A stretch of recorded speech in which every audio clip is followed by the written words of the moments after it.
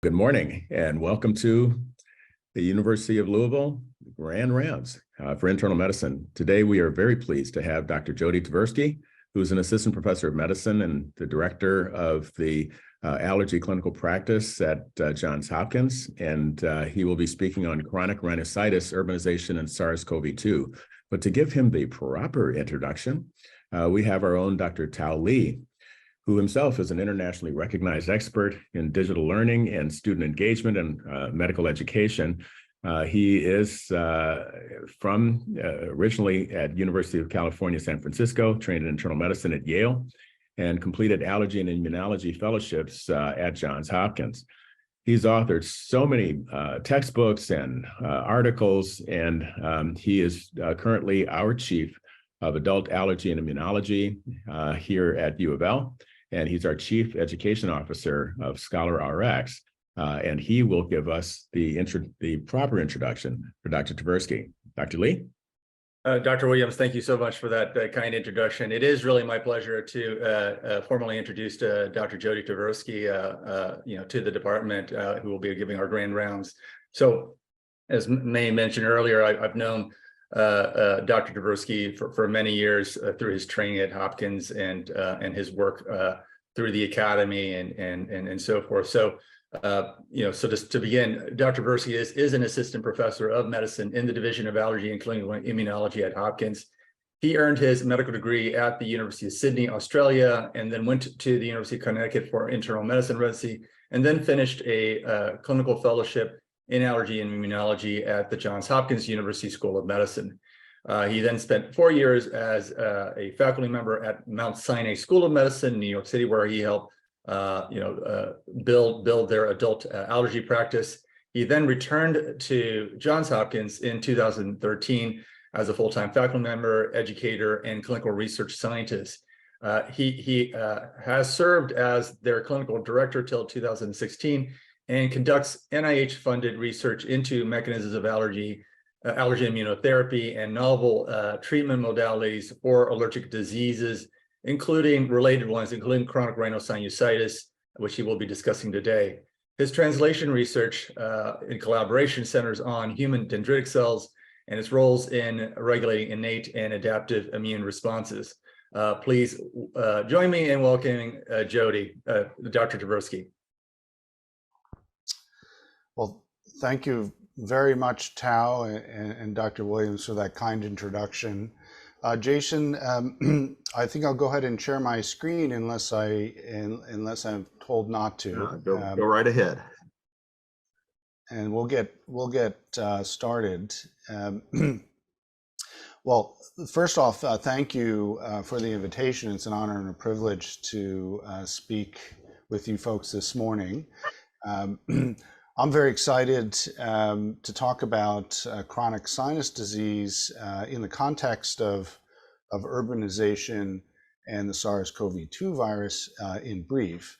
And I think we'll just sort of dive right into it and would certainly entertain any questions or comments you may have. Feel free to interrupt me at any time, although I'm told that it's often best to kind of quarantine those questions till the end in the online format. But I'm not shy. Feel free to fire away. All right. So these are my disclosures. This is a CME-funded event, I believe. So we have several objectives today. Our first is to understand the various forms of chronic sinus disease, and that includes, of course, the allergic phenotype. Examine the etiology of chronic sinus disease, and identify some emerging treatment options for CRS. And finally, I would like to tie in the relationship of chronic sinus disease with both urbanization and viral infections, particularly SARS-CoV-2. So I'm going to do this by presenting a case. This is a patient I saw about 2 years ago originally. This is Mr. A.T. He's a patient I saw at Johns Hopkins. He's a 34-year-old male of African descent with 2 years of increased bilateral sinus discomfort. severe nasal blockage, poor sleep, and completely absent sense of smell. He has frequent headaches. Symptoms occur year-round, but he notices that they are worse to some extent in the spring and also in consumption of or when taking aspirin, which he no longer takes. He did need prednisone and antibiotics twice in the year prior to seeing me, and also had a few emergency room visits for acute sinus disease with asthma exacerbations. Of note, Mr. AT moved from Senegal to the United States, to Baltimore in 2015. This is not his village, but he tells me that this is not far from where he lived. He was in a semi-rural setting. He has a past history of some mild asthma, but this worsened as an adult. And about 9 months prior to seeing me, he did have a bout of COVID-19. In 2018, he had an ethmoidectomy and a nasal polyp resection. He has no family or personal history of immune deficiency and no cystic fibrosis. He's a non-smoker. He works as a computer programmer, and there are no pets in the house. And his medications were few. He was taking fluticasone, salmeterol, MDI for asthma, an antihistamine, and as needed topical nasal steroid. But what's important to note, and a lot of patients tell us this, wheezing. His vital signs were within normal limits, and the remainder of his exam was normal apart from his HENT. He had obvious nasal blockage, congested throat clearing, frequent throat clearing, a drip. He had a handkerchief, tissues with him at all times. And he did have a little bit of discomfort over the maxillary sinuses. I did not appreciate any palpable lymph nodes. I administered what's called a SNOT-22. Some of my ENT colleagues would certainly be familiar with this scoring system. This is a validated questionnaire. I didn't invent the name. I think it's very clever. Stands for Sinonasal Outcome Test. And this is a 22-question survey in various domains, which are mostly surrounded by the nasal sinus symptomatology, as well as some quality of life questions as well. This is a score of 0 to 110, the maximum. And in my experience, patients with mild allergic rhinitis or what you might see, typical sneezy, itchy, watery eyes in the spring, might have a SNOT-22 score of about 10 to 20. Severe allergic rhinitis patients, upwards of 20 to 50. And typically patients with rhinosinusitis, chronic sinus disease with nasal polyps tend to be much more severe, and their scoring can range in the 30 to even 100 range. Our patient scored a 71. That's quite high. In particular, you'll notice that his nasal blockage, discharge, and his sense of smell were completely diminished.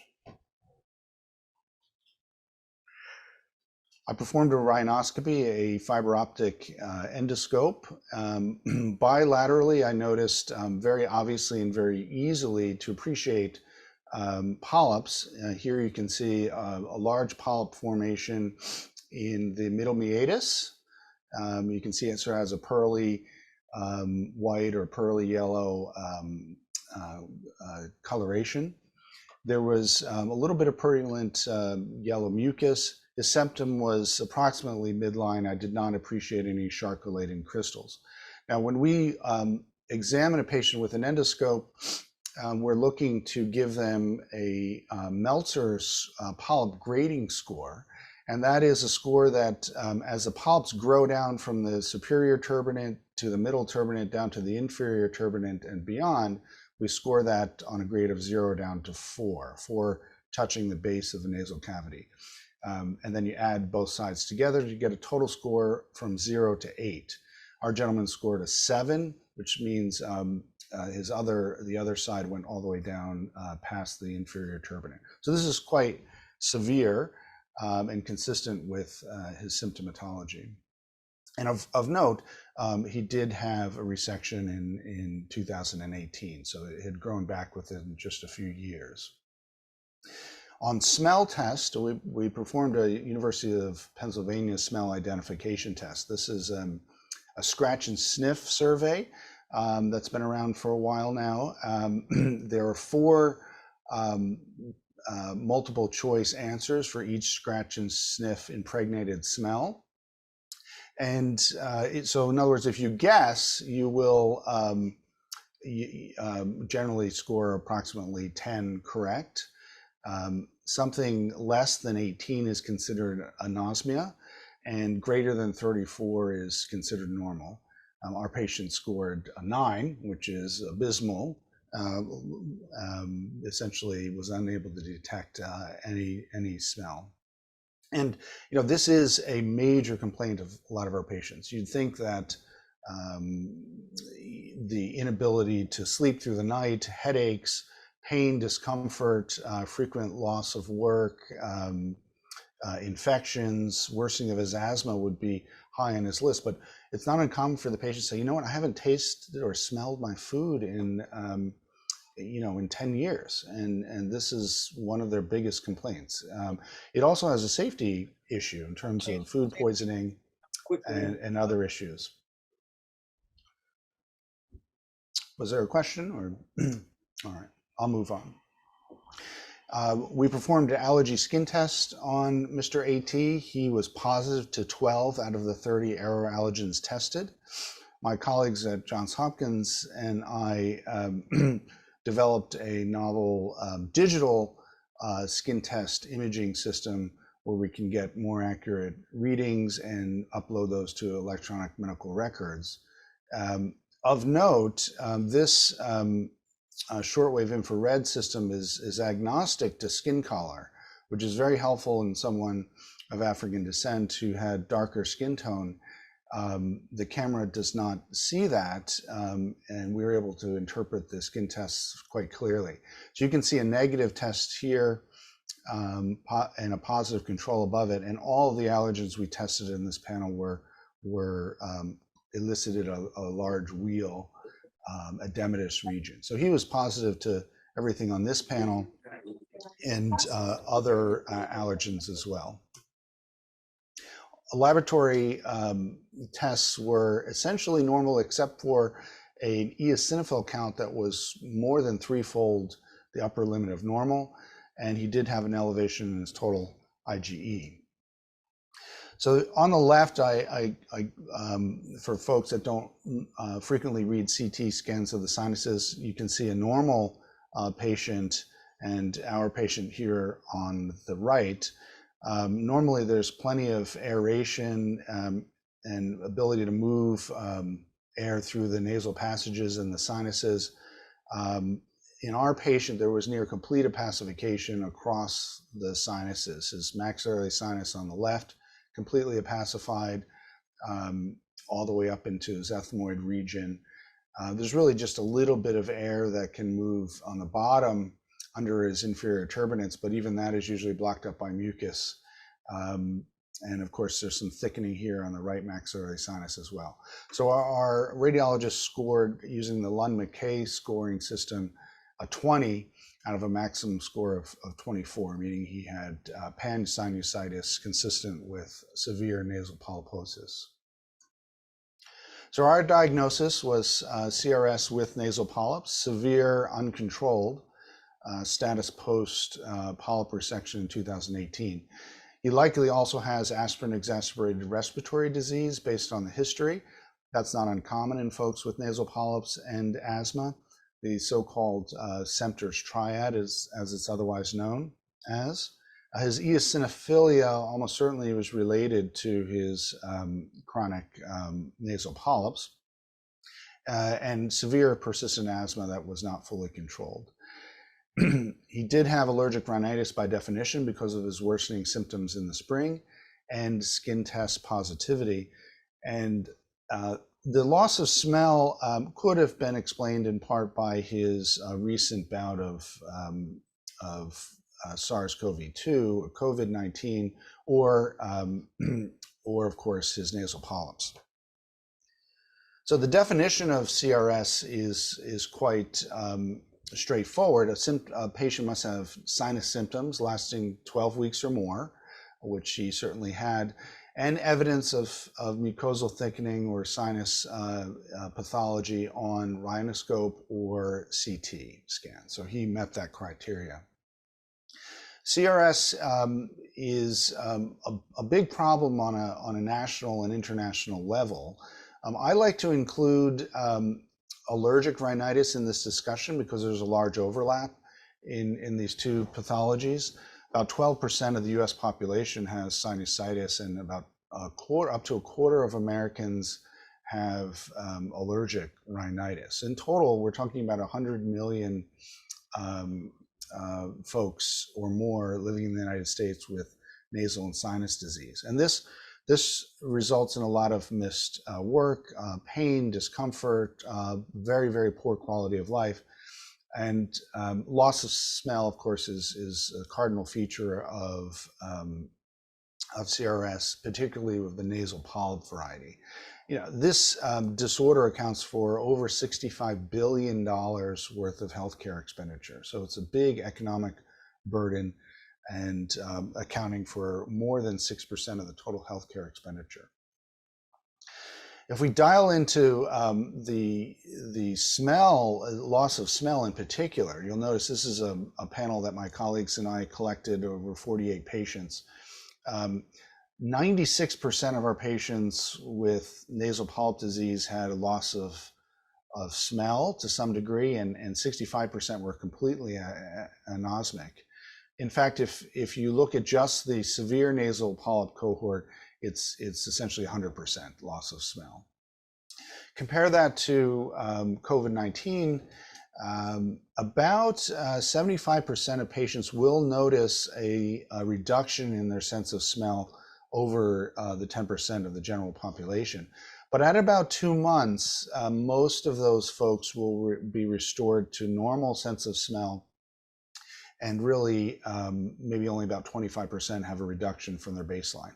So it's still persistent in some folks, and in fact, about 1% of patients have a complete loss of smell after COVID-19, but it pales in comparison to the number of patients that are affected with nasal polyps.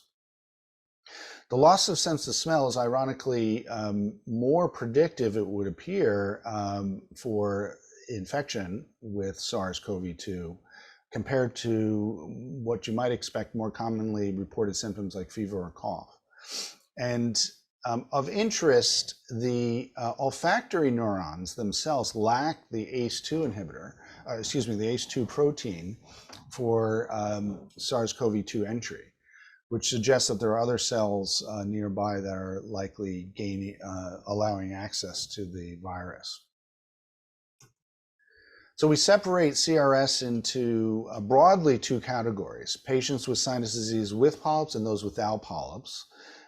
Folks with polyps in the United States are largely defined by the eosinophilic type, and folks in other regions of the world, particularly China and other parts of Asia, often have a non-eosinophilic phenotype, or endotype, I should say.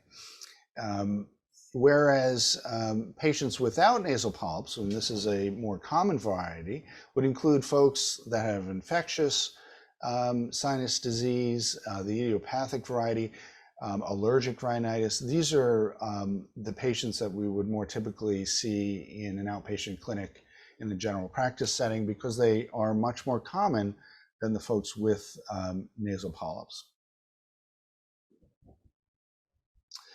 So I put up here a slide of the immune system. I purposely chose the worst slide I could find because it illustrates a point. You're not meant to see all of these arrows and cytokine pathways, other than to say, we need a way to organize the immune system, particularly when we're thinking about targets, we're thinking about diagnostics, and in the era of precision medicine, we need tools and a methodology to really focus in on the types of specific endotypes that are amenable to therapy or not. And so as allergists and immunologists, we broadly group the immune system into cytokine packages. So this would include the allergic or Th2 phenotype or endotype, which is characterized by cytokines such as interleukin 5, interleukin 4, and interleukin 13, compared to, for example, a non-allergic or more balanced endotype, which is classically associated with cytokines like IL-12 or interferon gamma. Now, on top of this adaptive, very specific portion of the immune system, we can overlay the old-fashioned innate immune system, which is sort of sprinkled throughout, acts as an augmentation of the adaptive immune system. These, the innate immune system is dominant by effector cells like mast cells, and is really triggered by the old-fashioned receptors, which are less specific, the so-called toll-like receptors. And these toll-like receptors are an interesting discussion in and of themselves, which we'll get to a little bit later. But we can use this division of the immune system by cytokines to help us identify the specific endotype and ultimately look at what may be a better treatment option for one group versus the other. So the allergic or Th2 endotype in CRS is characterized by eosinophils, basophils, and is more classically associated with parasitic infections, for example. Whereas the Th1 endotype, and in CRS or nasal polyp situation is more dominant in parts of Asia, is more characterized by natural killer cells and viral detection. But it's very clear that sinus disease is a multifactorial, very complex set of disorders that relate to both genes and the environment. And we can capitalize on some of these distinct endotypes, both for treatment and diagnostics. There are regional differences, of course, and in the United States, as I said, the polyp form of CRS is dominated by the eosinophilic endotype. So looking at the sinusitis with nasal polyp endotype, particularly, this tends to be a group that's in the United States, of course, is very eosinophilic dominant. It is responsive to corticosteroids, very responsive. In fact, that's a characteristic that we see in our patient cohort. If they don't respond well to corticosteroids, I'm suspicious that this is a polyp in the first place. The folks may be allergic or non-allergic. Our gentleman was an allergic individual. And treatment is often essentially topical or oral steroids, surgical resection, and anti-leukotrienes. And that's really all we had until about 2015. I won't spend too much time on this slide other than to say, particularly in the United States, if you biopsy this polyp, what you'll see is a giant bag of eosinophils. You can see that here in cross-section here stained. And there's also the signature cytokines that we talked about, IL-5, IL-13, driving this form of inflammation. Why is that important? Well, again, we think about it from a targeting standpoint on what we can do both on a macular level and targeting some of these cytokines.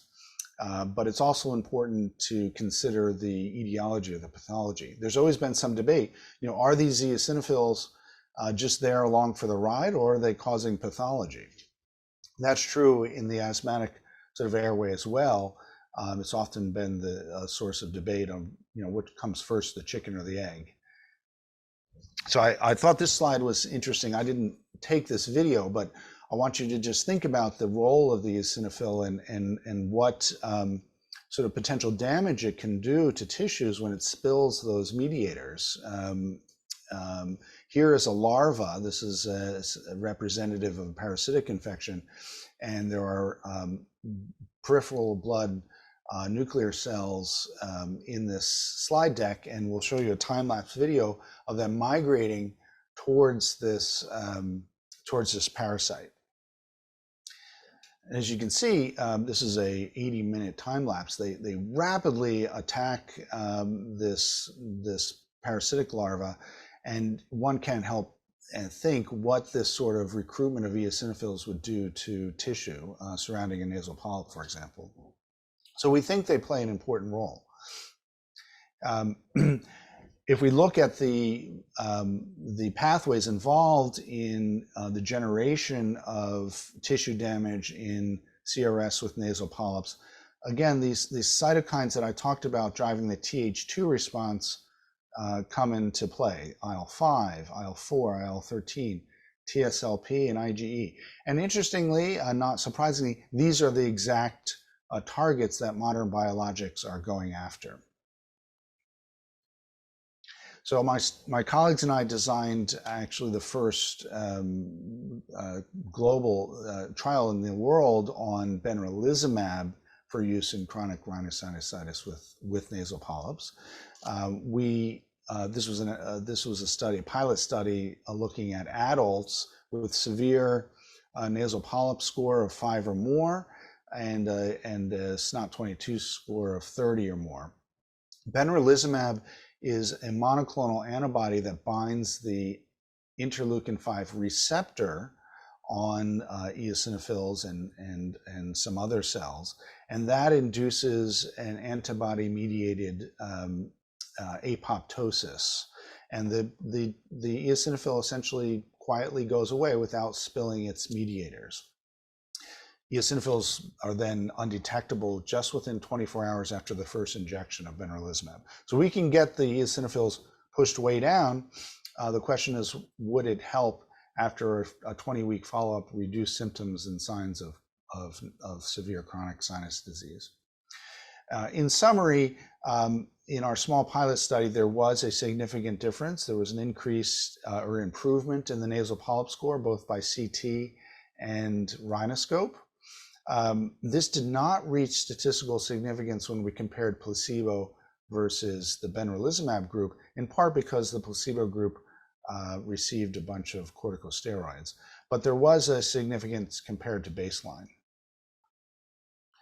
This was a similar story for the SNOT-22. There was an improvement in the SNOT-22 score in the benralizumab group, which reached significance, did not quite reach significance compared to the placebo group, which received a lot of corticosteroids. Almost every patient in the benralizumab group improved their sense of smell, and about 3 of them in the placebo group also improved their sense of smell. Now, the manufacturer decided to capitalize on our initiative to study benralizumab in this group, and launched a 400 patient global version of our small pilot study. This was a 56-week randomized trial, and it largely showed the same thing that we did, and that is there was a modest reduction in polyp score over time. I would say what's important to note, and what this data doesn't show clearly, what we also demonstrated in our study, is that there were some patients that did really, really well. So they had an almost complete annihilation of their polyp, whereas others, it didn't do anything. We would compare that, but on average, there was a modest reduction. Compare that, for example, to dupilumab, which is an anti-IL-4, anti-IL-13 antibody. There was quite a dramatic reduction in most patients with nasal polyp disease of the eosinophilic phenotype. And this resulted in about a 2-point reduction in the nasal polyp score. So there are no head-to-head studies, but this was the first biologic approved for treatment of CRS with nasal polyps. And generally, for most of our patients, it seems to work very well. Of interest, the type 2 eosinophilic nasal polyp endotype that we see in the United States, which is driven largely by IL-5 and IL-4 production, actually blocks the ACE2 protein.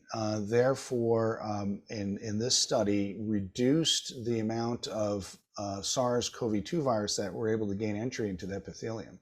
Contrast this to the variety that's more common in China, which is more of a Th1, Th3, Th17 driven pathway, which upregulates the ACE2 protein and therefore encourages or binding or entry of the SARS-CoV-2. So it's interesting to pontificate on the fact of whether or not folks with this particular endotype are more susceptible to SARS-CoV-2, and the allergic or nasal polyp eosinophilic endotype is somewhat protective. That's not been looked at. If we look at the types of treatments that have emerged for CRS over the years, we have to include, of course, allergen immunotherapy, which was discovered in 1911, so over 100 years, to treat allergic rhinitis. And there, of course, have been others, including nasal steroids and montelukast. There's not much in the way of treatment for the common variety of chronic sinusitis that we often see in the clinics, the bacterial or idiopathic form. There's really antibiotics or steroids. But just in the last 5 to 6 years, we've started to see additional options for patients with the polyp variety. I mentioned dupilumab was the first biologic to be approved for this form of CRS.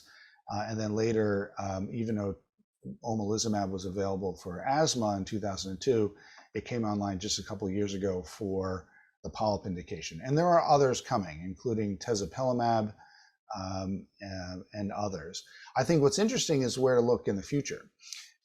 There are currently at least 4 phase 2 trials that are looking at DNA vaccines which capitalize on those, not only the allergen, but those toll receptors that I mentioned earlier, which are indicative of bacterial or virus or parasitic infections.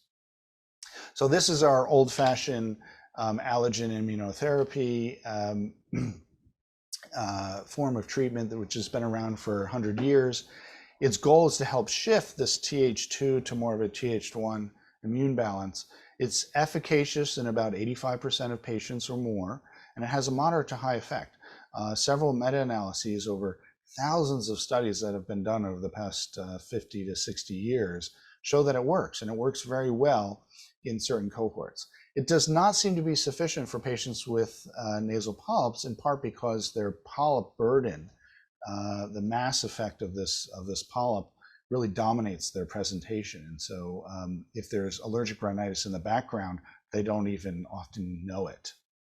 Once you clear up the CRS or the nasal polyp portion, the allergic component can rear its head. But it's not surprising that immunotherapy isn't enough for nasal polyps.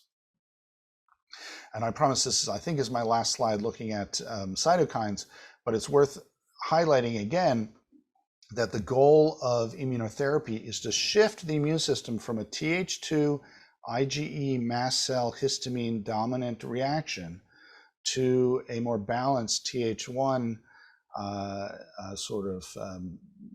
immune pathway. And at the same time, we want to block IgE, interleukin-4, interleukin-5. Now, at the top of this immune axis is the dendritic cell, which helps navigate interpret the signals from the environment, whether it's a bacteria or a virus or a parasite, and tell the immune system which way to go. Should it cause an allergic effect? Should it be more balanced?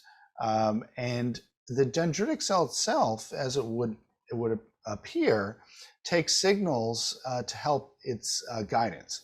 My father's a retired U.S. Army colonel, and one of the things he always told me was, he's only as good as his advisors and the people that help him. So the people that are in command, or in this case, the dendritic cell that's in command, really needs information to tell the immune system whether or not a signal is dangerous or not. And it turns out if, for example, the dendritic cell sees a virus or a toll-like receptor first, before it sees an allergen, it skews this towards more of a balanced output.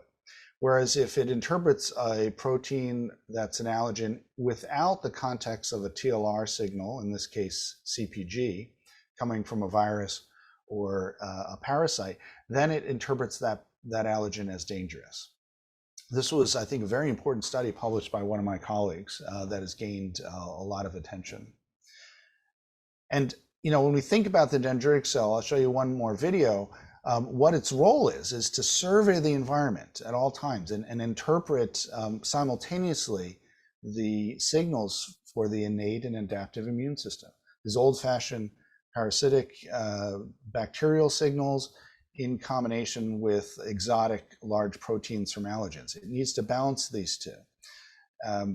I didn't generate this video, but it's very neat. You can see the dendritic cell reaching out, grabbing fungal spores, constantly surveying the environment and telling the immune system, is this a dangerous signal or not?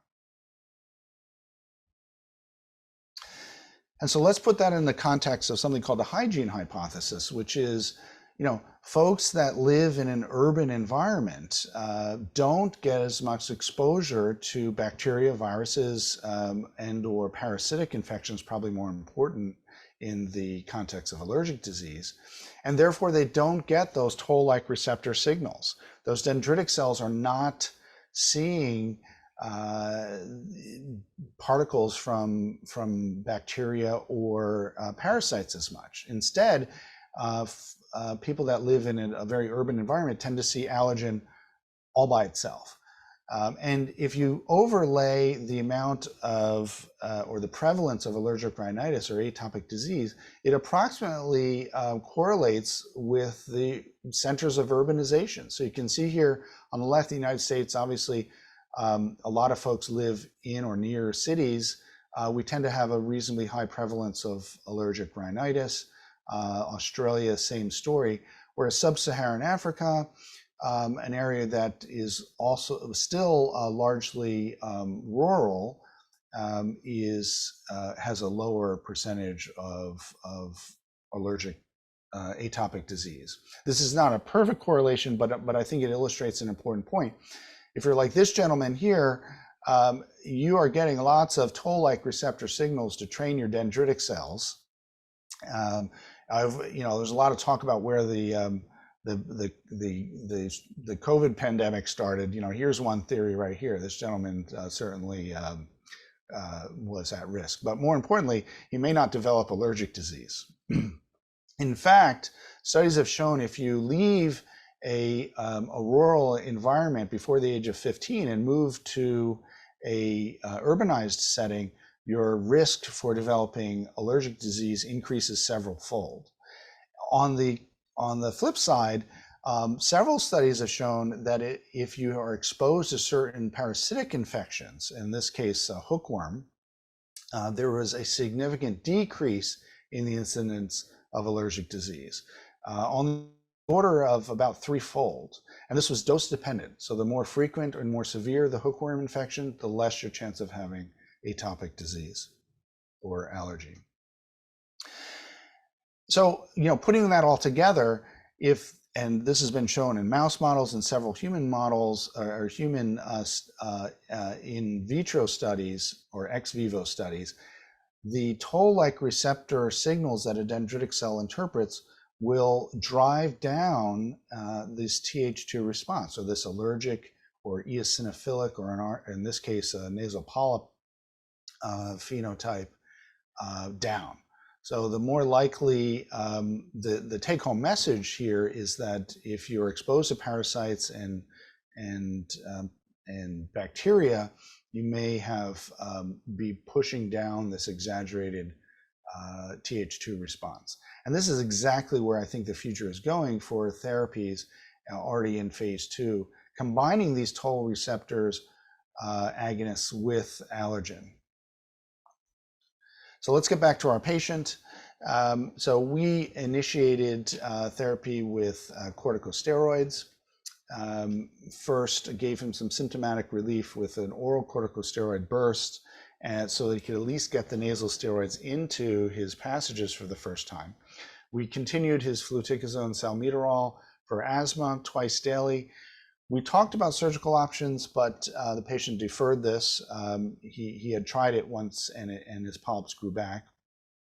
So we ultimately decided to initiate dupilumab. This is the anti-IL-4, IL-13 receptor antibody, 300 milligrams every 14 days, and talked about the role of aspirin challenge and desensitization to attenuate some of his ARD. Finally, when we do get, or the hope is when we do get his nasal polyps under control, if he continues to have seasonal symptoms, itchy, watery eyes, sneezing in the spring, for example, we would consider also adding allergen immunotherapy. And this dupilumab he administers at home every 14 days. Now, these are very expensive biologics, and it's worth mentioning that, of course, that some of the biologics are upwards of tens of thousands of dollars, $40,000 or $50,000 a year. So nothing to sneeze at, no pun intended. We do need to consider these alternatives, I think, in many cases. So here's his pre and post endoscopic image. Remember, he started with a SNOT-22 score of 71. After several months of treatment with dupilumab, his SNOT-22 score went down to 15. His smell, he got some of his sense of smell back. It didn't go back to normal, but he was able to start tasting and smelling his food for the first time, and his wife was very pleased that he was enjoying consuming quality meals with his family again. His rhinoscopic score went down from a 7 to a 5. And you can see that here on the left-hand panel. His polyp pushed all the way close to the base of his nasal passages, and whatever was left was filled with mucus. And here, after treatment, the polyp was receded greatly, and there was a lot less mucus production. So he tells us that he feels a million times better, and then the last I checked with him, that was still true. He asked me why his symptoms emerged within 5 years of moving to the US. And of course, you know, I couldn't help but launch into a toll-like receptor parasitic bacterial exposure conversation with him. But of course, you know, this is a theory. This is the hygiene hypothesis, and we can't prove that moving to Baltimore caused his nasal polyp disease. But either way, he's now controlled with the biologic. He asked, you know, a good question. Does he need to take this biologic forever? We don't know the answer to that question. We don't know if this is truly a disease modifying, if any of these biologics are disease modifying long term. So we do always need to keep in the back of our mind, what are other options long term should the biologic fail, or should it become impractical for other reasons? So I'd like to thank you for, again, for inviting me. These are my acknowledgments, and of course I have to acknowledge my lovely children who are not this small anymore, and but I still enjoy them. Thank you. I will turn over the screen back to Jason, and you know, I'm really excited to hear the input from my colleagues. I'm sure that Dr. Williams, for example, would give us an excellent lecture on the role of eating healthier diets in the context of cardiovascular disease. That includes lots of fruits and vegetables. I can't help but think, you know, what does someone living in a rural setting who's also exposed to lots of TLR signals, bacteria and parasites, are they also eating lots of fresh fruits and vegetables? And is that part of this overall quality of health? But that's for smarter people than me to figure out. But I think it's telling us lessons about old-fashioned living. Hey, Thank Dr. you. Tversky, I really appreciate all of your comments and the science that you brought today. I'm going to take the chair privilege before turning it over to Dr. Lee. Yes, you're absolutely right. I'm very interested in modulating immune responses with nutrition. And it seems that many folks, whether it's allergic rhinitis, allergic skin disorders, they all tend to tamp down when people improve their diet, which of course we now know is improving the microbiome. So have you seen much in the way of intervention, dietary intervention to try and improve some of the allergic rhinitis and asthma? That's a great question. The answer is absolutely a resounding yes on the atopic dermatitis side of the coin. And I think that's, to be fair, I think part of this is maybe in fact due to modulation of the microbiome, for example, but it's also complicated by the fact that allergens themselves are a driver of that atopic disease. So it's hard to interpret which one's pulling its weight. If you eat a healthy diet, is it because you're having less of the danger signals in the form of allergens, or is it because you're getting more TLR signals and a more balanced microbiome? We haven't entered that realm directly in the allergic rhinitis or asthma category, although there are therapies that are under development that take pieces of those bacteria and viruses and parasites and link them to allergens and are injected under the skin. And so we're getting around that question a little bit better. But I mean, I tell all of my patients a healthy diet is going to drive, potentially reduce some of your inflammatory responses in general, help you lose weight, which will induce your, inflammation even further. I don't think I've ever met an allergic asthmatic that didn't tell me that their lifestyle and their asthma symptoms weren't improved if they lived a healthier, balanced diet and got exercise. So I continue to, to promote healthy living. Although on the allergic rhinitis side, we don't have any direct evidence yet to prove why that's helpful. Indeed. Thanks so much. Dr. Lee? Oh, Tal, I think you're muted. Thank you. Just a little. Thank you, Dr. Williams, and Jody, thank you for that fantastic talk. I see we already have a couple of questions in the chat, so let me go ahead and read them out. One is actually was kind of similar. I asked a question earlier about what evidence that we had that the patient may have aspirin sensitivity, but you could perhaps blend it in with the question from Dr. Vadodi, who said, for AERD patients, do you always have to do aspirin desensitization or NSAID after biologics like dupilumab and omalizumab? And then there was a tack-on question, which is, what are your thoughts on omalizumab and dupilumab for chronic rhinosinusitis? I think it's with nasal polyposis. So I'll leave that to you there. I'll see if I can unpack that. Thank you for the question. To tackle the aspirin question, I mean, this is very interesting. First off, some of my colleagues in San Diego, for example, have reported over 1,000 patients been treated with aspirin to desensitize their ARD and improve their asthmatic outcomes. My experience locally is maybe not quite that high, as their success is reported in the 70 to 80% success rate. My success rate is probably closer to 50 or 60%. I'm pretty sure it's the same aspirin I'm giving these folks, but part of it is I think the data has been shown to be more effective in asthma for sure.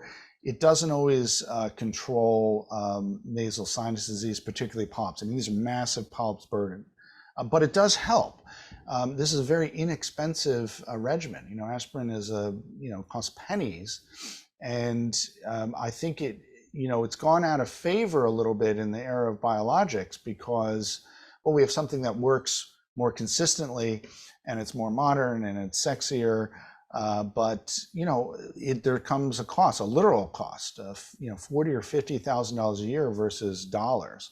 So I think certainly I have the conversation with every single one of my ARD patients and polyp patients about the need for maybe doing an aspirin challenge and desensitization.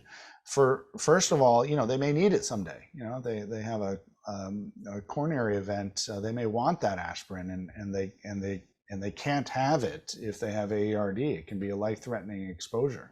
So there's other reasons to consider that aspirin therapy. I don't routinely test to every patient with nasal polyps or challenge them, because I don't. The incidence is probably on the order of about 20%. So I usually rely on the history to guide me, but it's such an easy thing to do. I think you could argue that every patient with nasal polyps and asthma should get an aspirin challenge. The other question was about the use of biologics I think in other disorders such as allergic rhinitis. I think the first question you'd ask is this practical from an economic standpoint? As much as my patients with sinus disease and allergic rhinitis suffer, and there is quite a lot of suffering, I don't remember ever hearing of anyone dying from hay fever. And so I think that comes into play when you're talking about asthma, for example, which the biologic is approved for, and nasal polyps, which really takes sinus disease to another level. So that's one side of it. But interestingly, a lot of the biologics, omalizumab and even dupilumab, for the folks that are getting these medications, and definitely for the eosinophilic targeted biologics, benralizumab and mepolizumab, they don't touch allergic rhinitis. So the anti-eosinophilic biologics do not help our patients with allergic rhinitis. Dupilumab, a bit. Omalizumab, a bit. But I think we need to turn to immunotherapy to reverse the atopic presentation. The biologics just don't cut it for allergic rhinitis, and they're too expensive. Great, thank you, Jody. The next question is from Dr. Emmons, and I think you may have touched on this a little bit before with your discussion with Dr. Williams. He's asking, do we understand anything about the normal microbiome in the sinus, and around the world, and how, and any relationship with abnormal colonization with regards to allergic versus non-allergic sinus disease? Oh, that's a fantastic question, Dr. Emmons. And in fact, the answer is yes. This has been looked at. Klaus Backert and colleagues in Europe have shown fairly definitively that a disruption in the normal microbiome in the nasal and sinus passage lead to the promotion of CRS, in particular nasal polyps. They looked at, for example, Staph aureus. So Staph aureus, which is colonized obviously in a lot of individuals, tends to be more dominant in folks with CRS with nasal polyps. And what's interesting about this is that the Staph aureus superantigen that's present, that protein seems to cause a local allergic response. So people develop IgE to the Staph aureus, and that induces an inflammatory, exaggerated response and promotes this polyp reduction. Their group, in a small pilot study, actually treated patients with what I would normally consider a very poor antibiotic for Staph aureus, roxithromycin, I think it was, which is similar to zithromycin. And this didn't so much reduce that much the amount of Staph aureus that was colonized, but it reduced the Staph aureus ability to produce superantigen. And that superantigen levels went down, and the local IgE went down, and their symptoms of nasal polyps and sinusitis went down. So we do know that there's a role between the bacterial populations in the sinuses and the presentation of sinus disease. What we don't know, again, is which came first, the chicken or the egg, right? Was there an inherent disposition to have sinus disease and inflammation, and did that make them more susceptible to exposure or more probable exposure to certain pathogens? Or was it because they had sinusitis 68 times, and 60 of those times they received antibiotics and shifted their microbiome? These are really important questions which unfortunately I don't have the answer to. Thank you. The next question is from Dr. Castor from our nephrology group. You mentioned that, she asked that you mentioned that in clinical trials, some patients do very well while others do not have a robust response. With more biologics coming down the pike, identifying the best, so choosing from biologics is going to be, I think, a critical question. In our field, are there, what biomarkers can we use to help either select, the right biologic as they continue to proliferate, and also to predict response? Another very good question, and one that's hard to answer, something that there are, national and international forums on how to figure out. This is a good example of where, in the era of precision medicine, where you have all these very excellent tools. I showed all these fancy and hopefully very scary diagrams of cytokines. We can really laser target very specific elements of the immune system. But our tools to determine which patient is the best fit for each biologic is very crude. We're doing the same things we did 100 years ago. We're looking at smears of eosinophils in the blood to try and figure out if that relates to pathology in the nasal and sinus pathway, and whether or not that patient will be susceptible or amenable to treatment with benralizumab, for example. And so we have to take an educated guess, right? We know from the studies that dupilumab on average works on sort of some effect on 80 to 90% of patients with nasal polyps in the United States. So that's what we have to go for. So I get a reasonable chance of it working regardless of what the biomarkers may be. In other places, I think the biomarkers that we do have are a little bit more helpful. So for example, if we see an asthmatic who's a late onset asthmatic, very severe asthmatic, has eosinophils in their sputum, has an elevated FeNO, and most importantly is very exquisitely sensitive to corticosteroids, there's a good bet that mepolizumab or benralizumab or rezolizumab, which are all anti-IL-5 eosinophil targeted drugs, are going to work, and they're going to work well. And in fact, it usually works well in that group so much that the one patient it didn't work, I had to call their pulmonologist in New York and ask if they were actually taking the drug. I said, "Are you sure they're getting benralizumab?" He said, "Yes, I'm giving it to her." And it turned out she was one of two patients in the United States that had a receptor mutation, and the benralizumab didn't work. We switched them to mepolizumab, and it worked. So you can't always, it's very hard to predict, but I think we have some really nice tools now. And in the research side of things, we're using these precision biologics to try and answer those questions in reverse and really get to, well, what are the biomarkers we should be looking for by teasing out in the lab, knocking out those pathways. And so, but this is a work in progress. I think our treatment tools have outpaced our ability to figure out which ones are going to be most effective for which patient. So sometimes you have to sort of do a little bit of trial and error. Sure, no, absolutely. I know we're getting to the top of the hour, but I'd like to slip in one more question. You mentioned in this particular case with Mr. AT, he had a nasal polypectomy resection in 2018, you said, and there was that discussion about perhaps doing it again. And that's always been an interesting discussion with our ENT colleagues, because we know that the recurrence of nasal polyps after resection unfortunately can be high. Can you talk about how the emergence of biologics in the last 5-6 years has altered that discussion about when we think about resection versus, sticking more to medical management and biologics? What's been the dialogue there?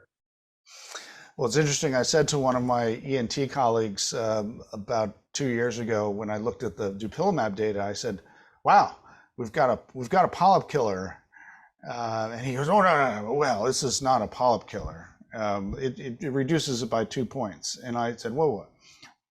Don't worry, you guys will always have a role here, right? For several reasons. First of all, biologics don't work for every patient. Number two, a reasonable percentage of patients that get nasal surgery, their polyps don't return.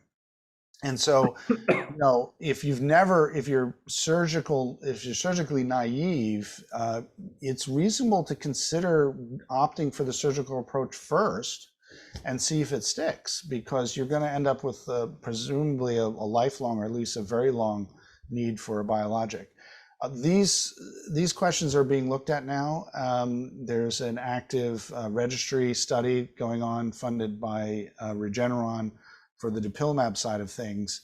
My colleagues and I are also looking at the role of dupilumab in patients with non-polyp sinus disease. So that'll be a very interesting study as well. But I think we're starting to learn now, and we will in the years to come, how long do we need to be on the biologic? Is it best to give it before surgery, after surgery? Should you do one or the other? We don't have answers to those questions just yet. We're just really happy that we have a new tool in our toolbox that can bring relief to a lot of patients. Great. Jody, thank you so much. This has been a great talk, and I really appreciate our colleagues for their insights and excellent questions. With that, I'd like to turn it back over to Dr. Williams to wrap up Grand Rounds with any final remarks. Hey, you're muted, Dr. Williams. Oh, that's because I was really just going to turn it over to you, but I was just going to say thank you so much. It would really a lot of learning there, and we'll have to. I took a screen capture. Not sure what I'm going to do with it, with the kissing of the pig, but it's a really good concept that we all need to understand more about. So I really appreciate all of what you've done this morning, and Jason, I think, has some stuff he wants to tell you. Yeah. First, Dr. Tversky, thank you so much. Dr. Lee, thank you for facilitating another great allergy talk. We look forward to this every year, and we really do appreciate it. And Dr. Tversky, we have a tradition in the UofL Department of Medicine. We've been going back. This is that we've been able to keep up even through the virtual world the last few years. But for all of our guest speakers, we'd like to get them a gift that's synonymous with Louisville. So you will be getting your very own personalized Louisville Slugger bat. Oh, so we'll very kind. Yeah, no problem. And we'll get that to you. Well, I'll get in touch about a shipping address and such, and after we wrap up here later. But thank you again, and thanks everybody for joining us. And again, Dr. Lee, Dr. Tversky, thank you for facilitating another great allergy talk. We really appreciate it. Thank you for the great questions, and thank you for the invitation.